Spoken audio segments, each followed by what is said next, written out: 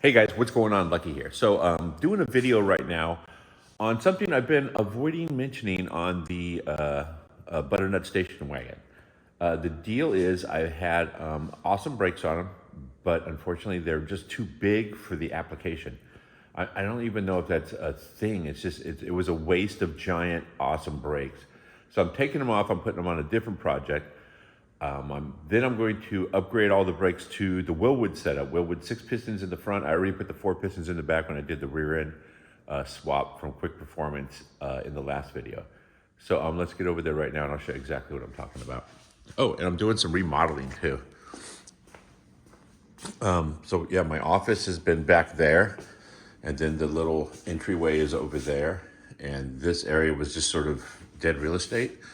So I got a great deal on some used French window sliders here.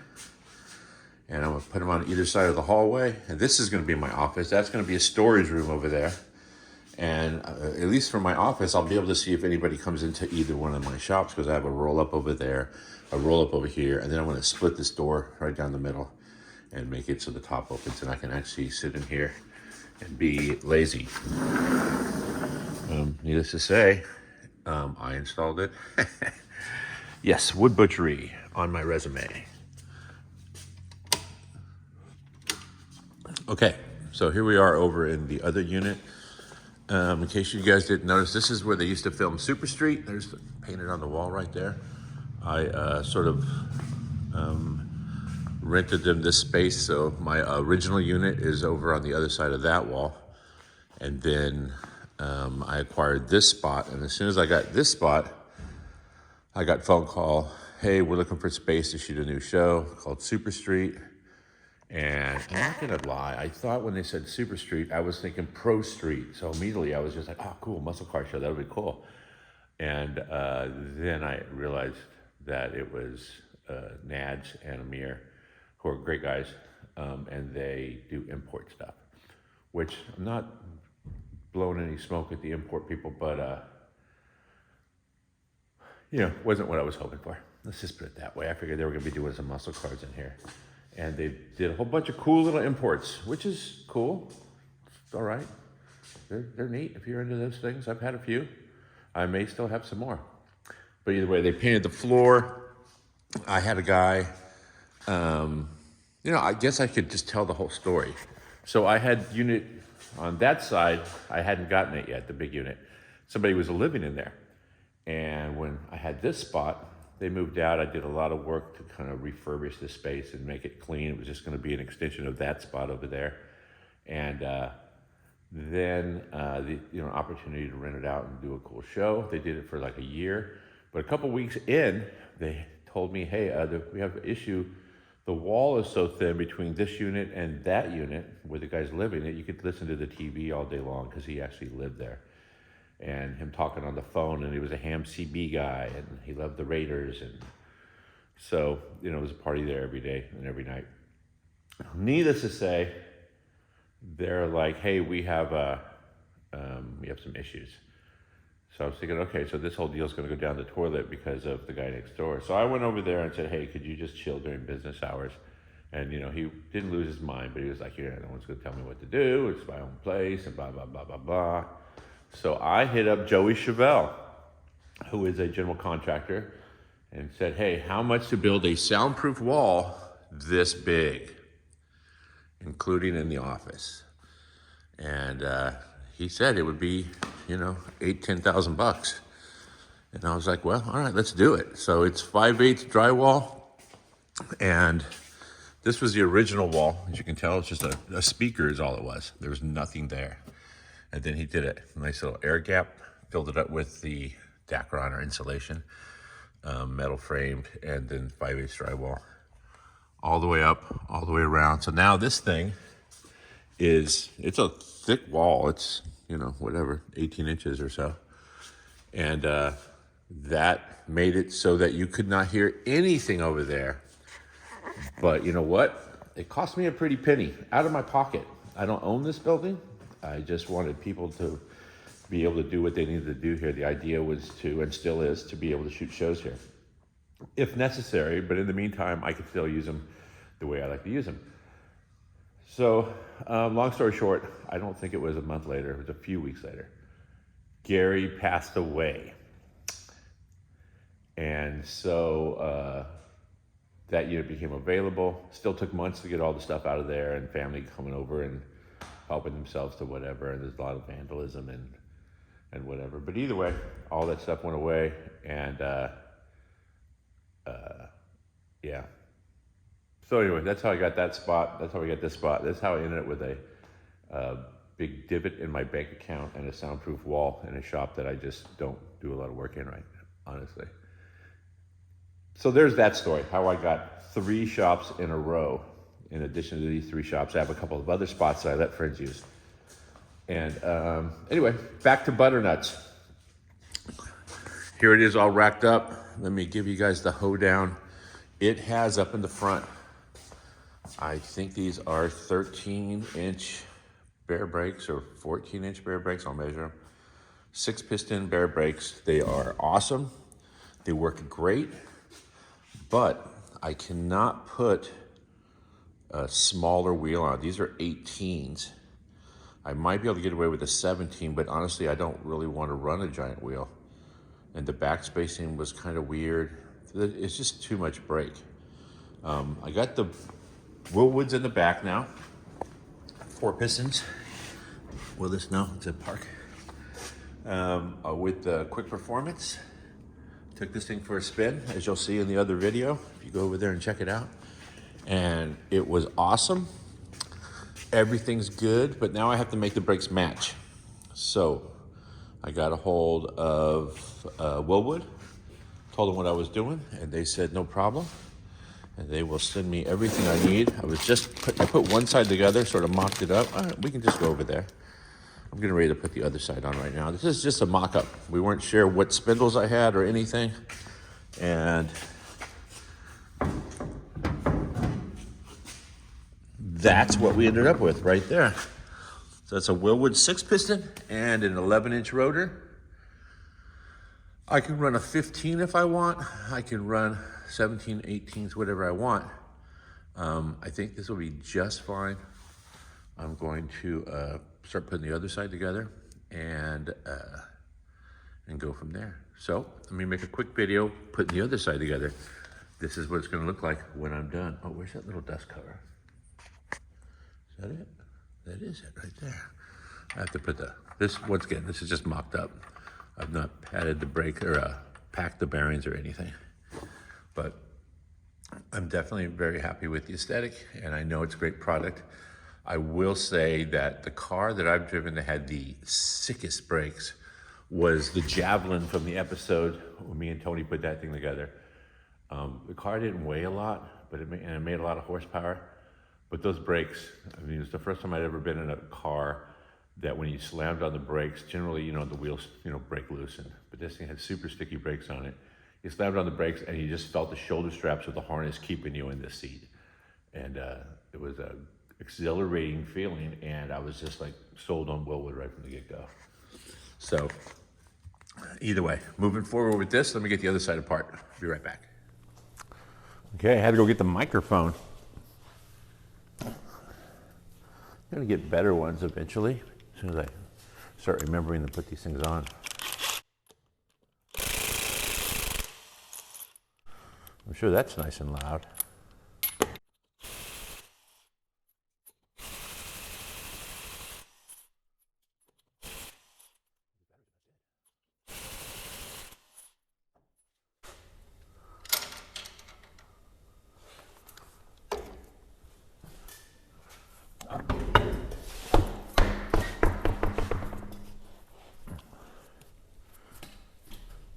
So like I said, these are awesome brakes. They're just too much for this application. I don't need all this brake on this car.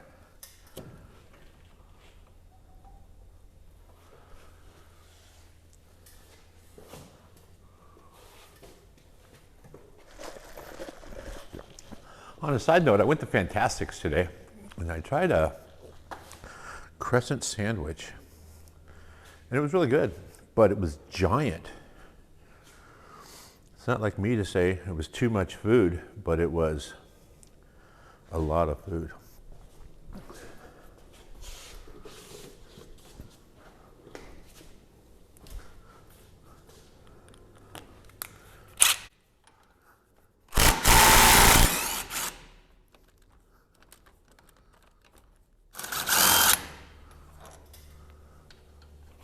It was tight.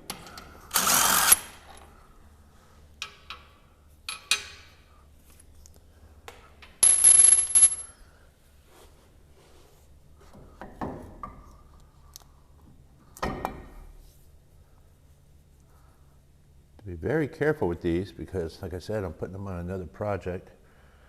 These are steel braided lines. I shouldn't have them hanging from those, but I really don't have a choice right now.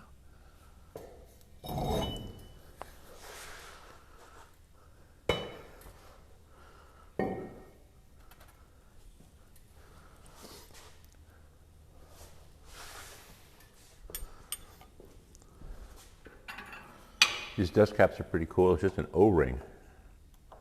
And it just pops in with a little bit of grease. Holds it right in there wonderfully.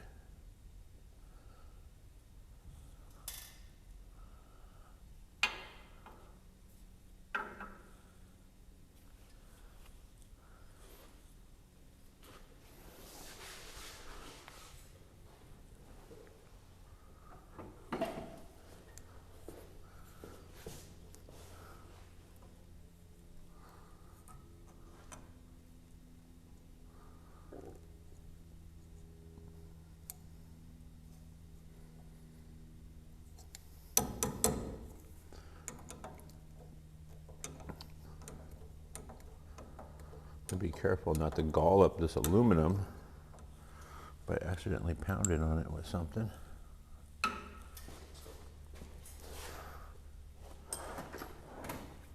This is a great deal. I was picking up something off a route. When I went there, the guy had these two 15-inch adjustable wrenches that look like they've been shop peened or ball braided or something. You can see that they've been used and then polished back up and then dipped or something. I don't know, but they look great. He goes, "Oh, you want those? Take them for 20 bucks each." Okay. I got them now.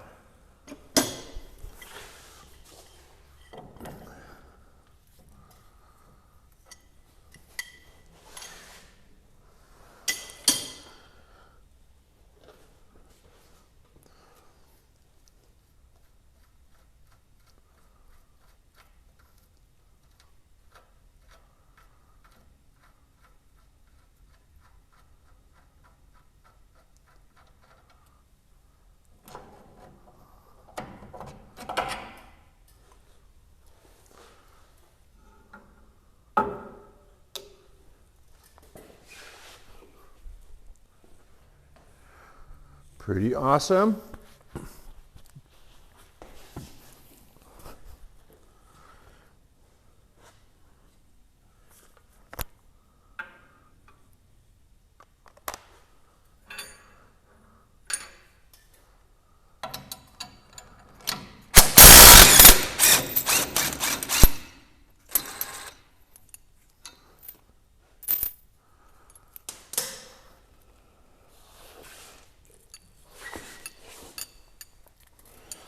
Chasing that bolt around.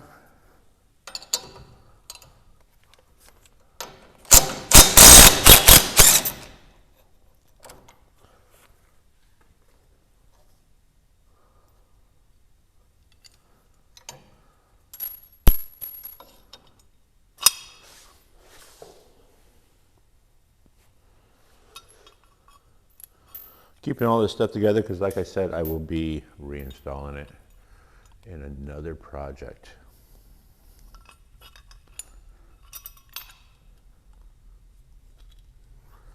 That probably makes a little more horsepower and is really going to need all the stopping power.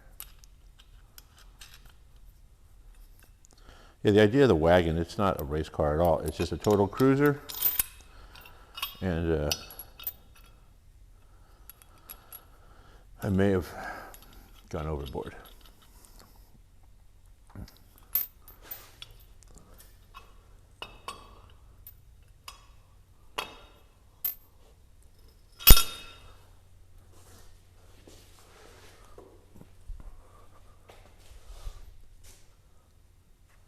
Hey, also, you know what? In the comments, if you guys have, I mean, there's a very obvious way to pack wheel bearings, but seems like everybody and their relative has a, or manufacturers, all the manufacturers have all these different wheel bearing packing tools and pumps and cups. And I mean, I know that I used to have one that I got, it was military. And it was that clear plastic one with the plunger inside of it, and then the little handle on the top, you drop the bearing down and you push down or you screw it in. As you screw it in, it forces the grease through. I've actually lost it. I don't actually know where it is. It's probably in the bottom of one of my toolboxes.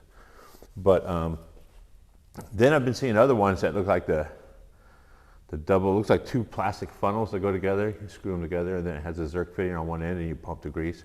I've had a couple of those and just never got them to work right for me. I did see, I think I Googled it, and I saw something where, I guess if you do a lot of bearings, which I don't, I think I had a big 5-gallon bucket of grease, and I had a cap on the top of it, and you put the bearing in and you push down, and it literally just, it did the job. You could flush old grease out of bearings and put new stuff in, but I don't want to go that extreme. I don't need that much. So yeah, if you guys have an easy way, and you know, the palm thing is cool, but you get kind of dirty. I'm playing with microphones and stuff and cameras. I don't really want to go, I'm trying to avoid that is what I'm trying to do. So yeah, let me know in comments if you know of a, I mean, there's no better way than doing it by hand and literally seeing the grease go in, but if there's a simpler way that you know of, please feel free to leave it in the comments. All right, so that is handled there. I want to see, yeah, let me just check.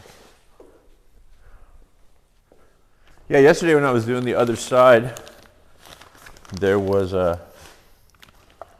obviously they send you all the hardware, they send you pretty much everything you need to do the job. And I was a little off about bolt length and stuff like that. And so I, you know what, I want to manufacture a small little sit-down cart where I can set all my stuff. I don't like working off the ground. That's just a thing. Okay. Long one and spacer goes right here.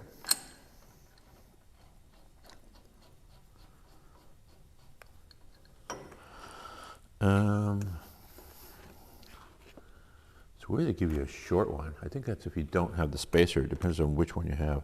I do recall that it said washer on the back side of that. 3 spacers, and I think these are all the same length or thickness, and they are. And then washer and nut on the other side. So, and 3 goes through, and then a washer and nut on the back side. Yeah, so these are too long. That's what the same problem I had on the other side. Luckily, I will be changing those out once I measure and see exactly what they need to be lengthwise.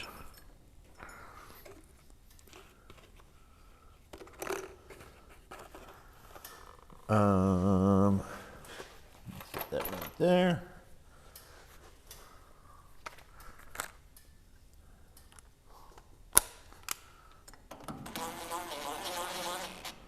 I'll be torquing all these to spec, but now I have to build the rotor.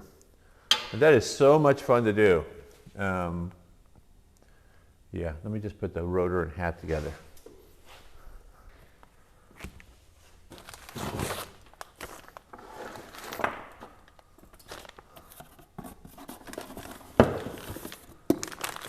Pretty awesome hub.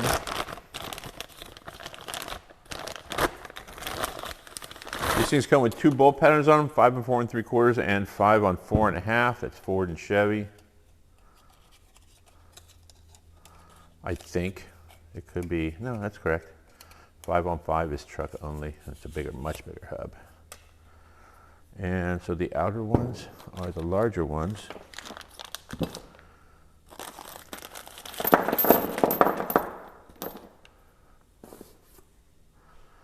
One drop, which I bet you this is optional. Like, they probably don't recommend you do this, but I have been to where you put a wheel stud in that is, I want to say it's nice to not have to yell louder thinking that the microphone needs to listen to me. So anyway, I've had this issue before where you put a longer wheel stud in, and the wheel stud or a lug nut. And the lug nut caps out, bottoms out before it gets too tight. And then what it will do is loosen the stud, make it come out the other side. So you think you have a tight wheel, but you do not. Okay.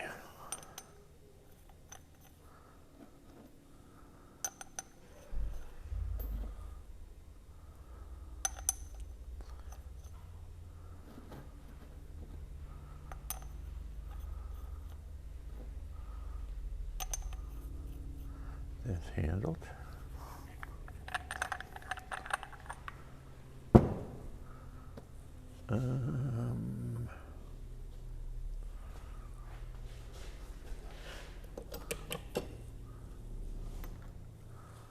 Yeah, I still got it.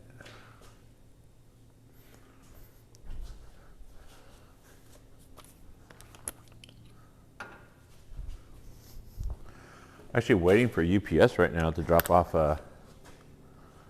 the grease thing I bought.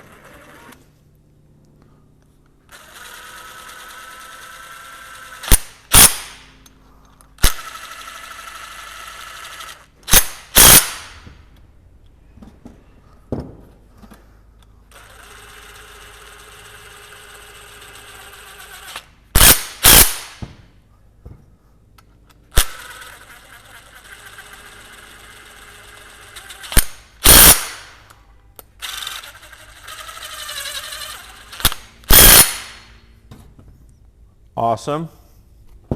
Handled. Now we have an artist rendering here. It shows how these go together. As I recall,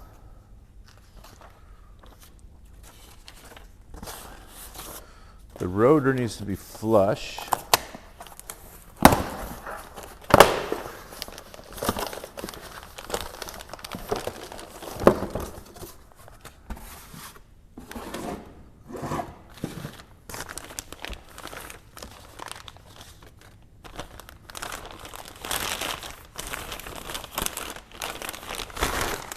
So the rotor can go on one of two ways, this way up, this way up. I looked at the picture and it shows this is up, and then with this, the hat, it goes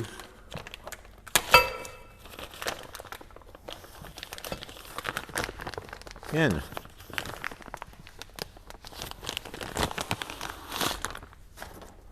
This, I think.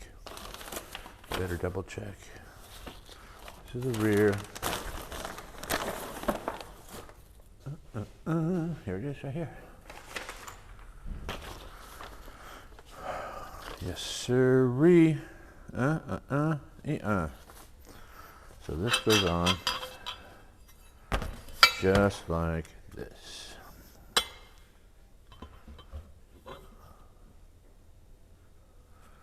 And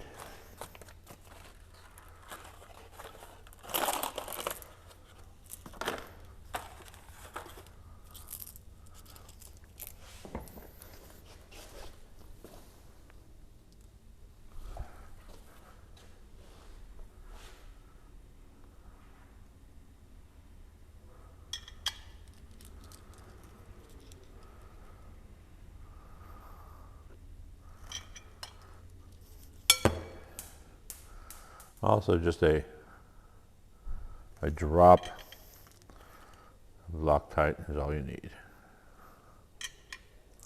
This is a red bottle, but it is not permanent. This is the medium strength, which honestly, I bet you this thing does require permanent, or ask for permanent.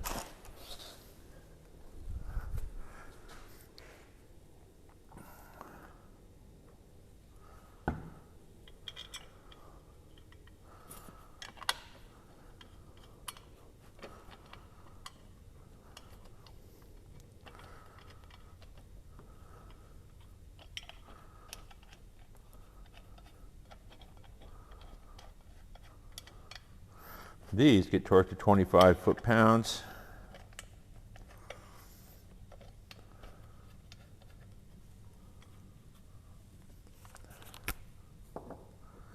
It's a 3 Ugga-Duggas.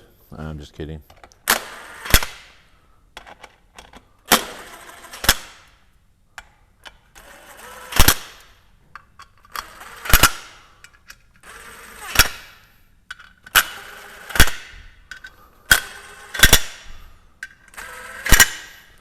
That's what I call fast forwarding.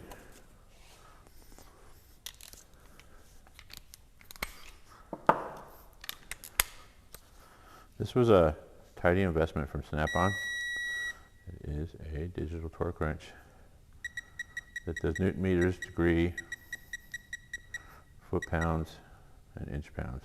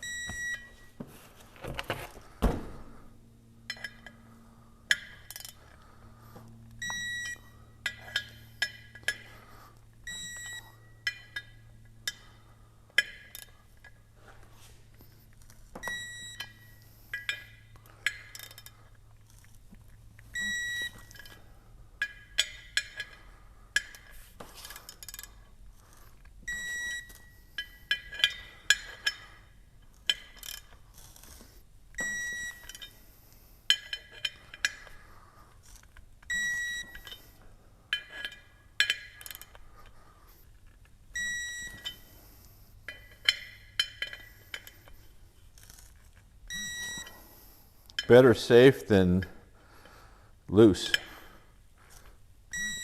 Have you ever heard a bolt fall off your car while you're driving and wondered what the hell was that? I have.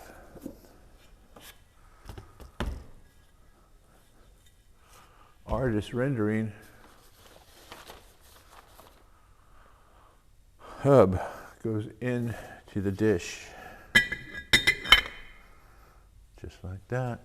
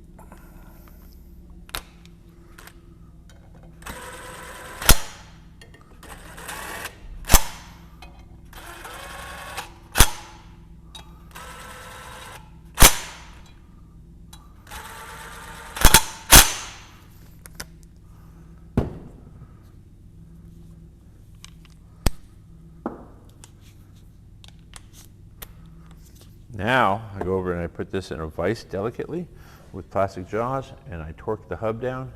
I'll be right back. There we go. 45 pounds, all torqued, ready to go.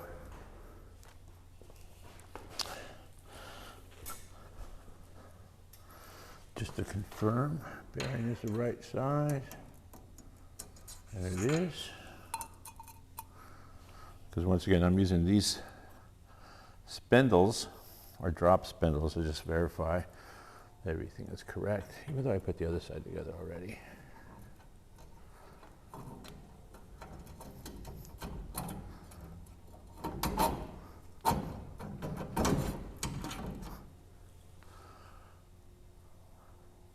There are some nuts over there, or washers, with the keyway in them that are supposed to go on, but I'm doing this just to hold it in place.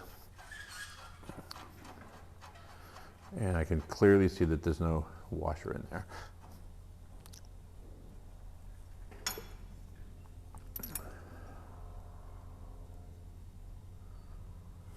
All right.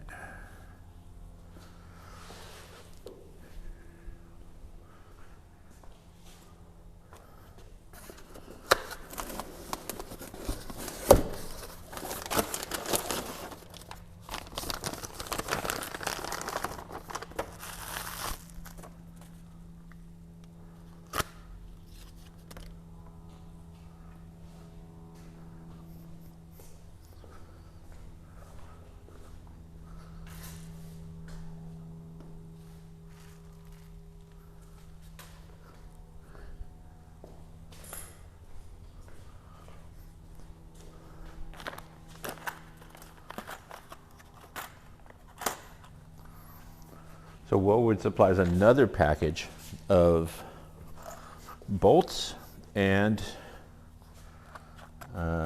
washers, or shims, to line up the calipers.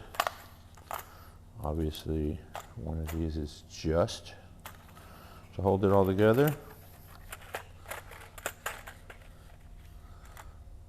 I'm going to try it with no spacers. More shims. What you end up doing, just like in the last video when I did the rear, is you make sure that the center of the caliper is right in the middle of the rotor. You don't want one side coming into contact before the other side.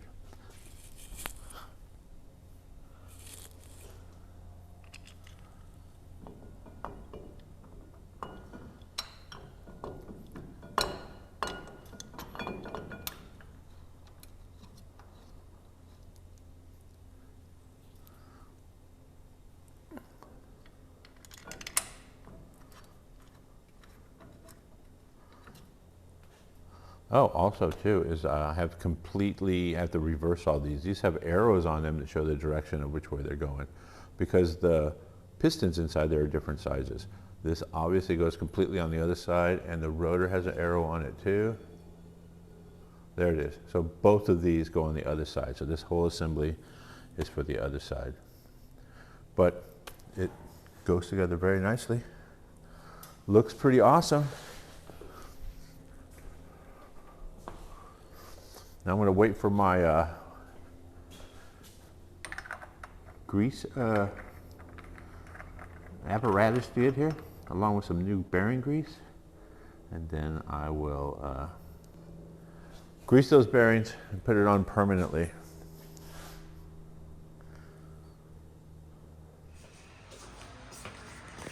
Okay, just got back from the burnishing excursion.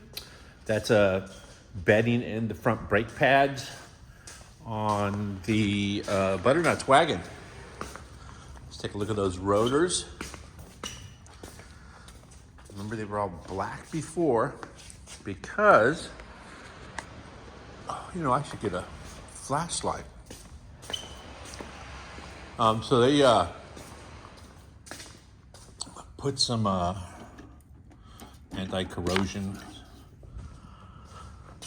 treatment on the rotors. I will say this, these brakes work awesome. All right, look at that. No longer black. They've polished right off. Looks awesome. Saw a little bit of temperature there. Life is good. Okay, now the next thing I have to do is find some rims and a tire size that I like. So that's it for this video. Thanks a lot, you guys. Don't forget to subscribe, like, and share. Also, if you have some suggestions for rim size and tire, maybe even back spacing, I mean, I can figure all that stuff out, but if you've done something with the early wagon like this and you like the stance, you have a suggestion, send it to me in the comments. I will respond to everyone that I see. Also, I did not cut the rear wheel wells, didn't relocate the 4-link or anything like that. It is, yeah, relatively stock. I didn't want to cut up the inside of the car because I wanted the seats to stay the same. Otherwise, I would have mini-tubbed the heck out of this thing and made something crazy, which just popped into my head. This thing would look sick Pro Street with a bunch of junk sticking out of the hood.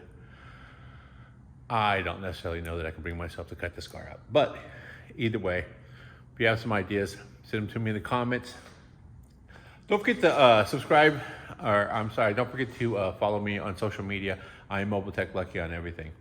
That's it, you guys. Thanks a lot.